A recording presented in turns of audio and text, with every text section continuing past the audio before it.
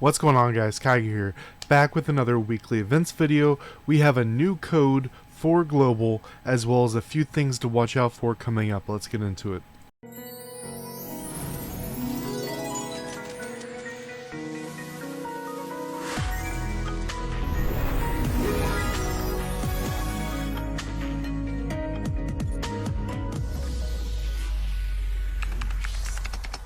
Alright guys, so we're starting how we normally do, talking about the other regions, then last will be SEA, then global.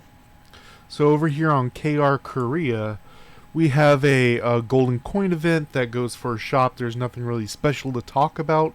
This is just daily activity and get some freebie stuff. Nothing real crazy. Auspicious Tiger is here.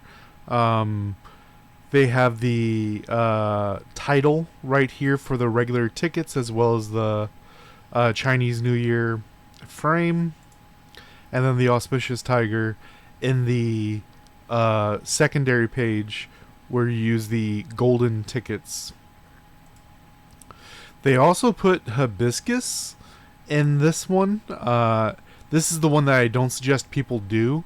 It is nice to have a red selector, and getting a title and a frame there is nice, but I would never pull on this type of lottery unless there's something super special I need from it. Still doing Monster Nyan with the Chinese New Year mask.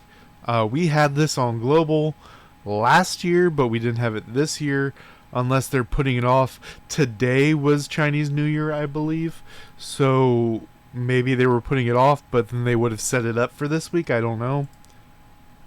They also have some Chinese New Year shop stuff. We have some IOs. This is regular IO and Essence. Not really worth it. These are really, really good. With the markup, this is like, I believe, $2 USD, which gives you some emblems and this stuff. Emblems and more red.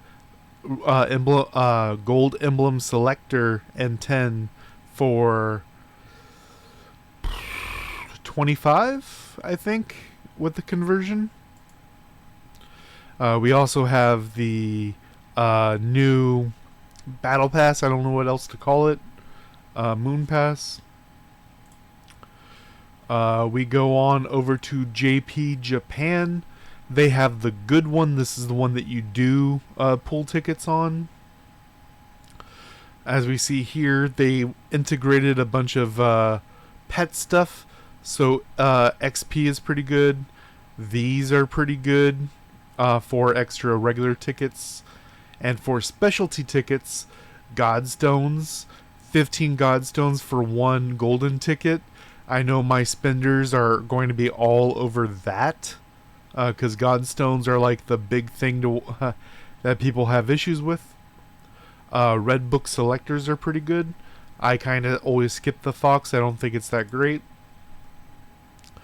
Then they have the Miru Maze. Should only do it one time over here on JP to get the 10x, and other than that, ignore it. They have the Dancing Tiger, which is supposed to be the thing for Chinese New Year, so get it if you want it. We have a wind selector, so any of these wind selectors, and then a wind simulated with the one that's not on the selector. This is just a crazy, crazy wind theme for them. And simulation is the best one to do out of all these. Do this wind simulation if you're going to do it. Then we have SEA Southeast Asia. They have the Chinese New Year Nyan going on as well as the Dancing Tiger, Dancing Lion. And then this is a pretty interesting one. They added a new frame to it, but there's nothing special about this. It's effectively you pick the banner. You pick fire, water, wind, or earth, and then it shows you the choices, and you pick one fairy. You don't pick a type, you pick the fairy. So you can pick a Dahlia banner, a winter cherry banner, what have you. if I was choosing, I would choose a Winter Cherry banner. If I don't already have her, because she's gonna make your PvE so much better, just regardless. They also have the Alliance Dance Mask in the festival shop. And Miru Balloon House, which they've added pet stuff here. I would go the 150 right here, and then you can choose either the red selector or the 15 gold. As far as this one right here, I would go with the 10x and the 300 gold.